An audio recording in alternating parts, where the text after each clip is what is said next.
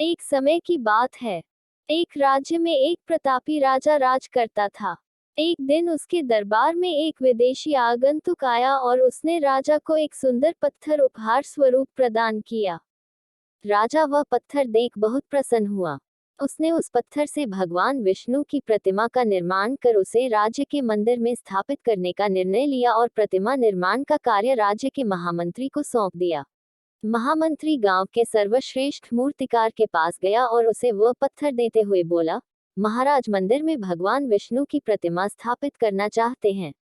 7 दिवस के भीतर इस पत्थर से भगवान विष्णु की प्रतिमा तैयार कर राजमहल पहुंचा देना।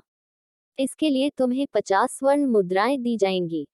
50 स्वर्ण मुद्राओं की बात सुनकर मूर्तिकार खुश हो गया और महामंत्री के जाने के उपरांत प्रतिमा का निर्माण कार्य प्रारंभ करने के उद्देश्य से अपने औजार निकाल लिए।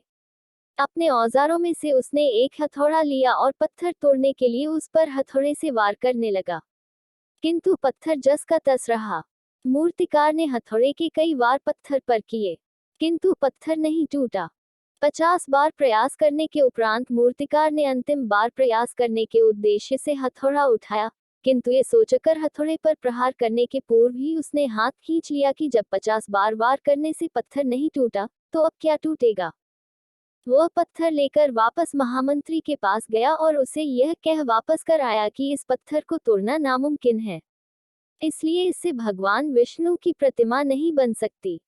महामंत्री को राजा का आदेश हर स्थिति में पूर्ण करना था, इसलिए उसने भगवान विष्णु की प्रतिमा निर्मित करने का कार्य गांव के एक साधारण से मूर्तिकार को सौंप दिया। पत्थर लेकर मूर्तिकार ने महामंत्री के सामने ही उस पर हथौड़े से प्रहार किया और वह पत्थर एक बार में ही टूट गया।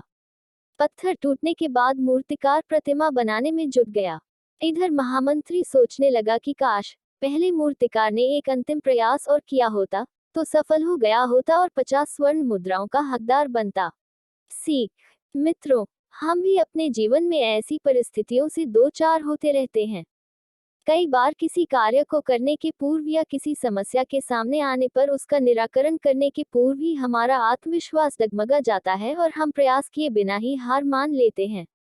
कई बार हम एक दो प्रयास में असफलता मिलने पर आगे प्रयास करना छोड़ देते हैं, जबकि हो सकता है कि कुछ प्रयास और करने पर कार्य पूर्ण हो जाता या समस्या का समाधान हो जाता। यदि जीवन में सफलता प्राप्त करनी है, तो बार बार असफल होने पर भी तब तक प्रयास करना नहीं छोड़ना चाहिए, जब तक सफलता नहीं मिल जाती। क्या पता, जिस प्रयास को करने के पूर्व हम हाथ खींच ले, वही हमारा अंतिम प्रयास हो और उसमें हमें कामयाबी प्राप्त हो जाए।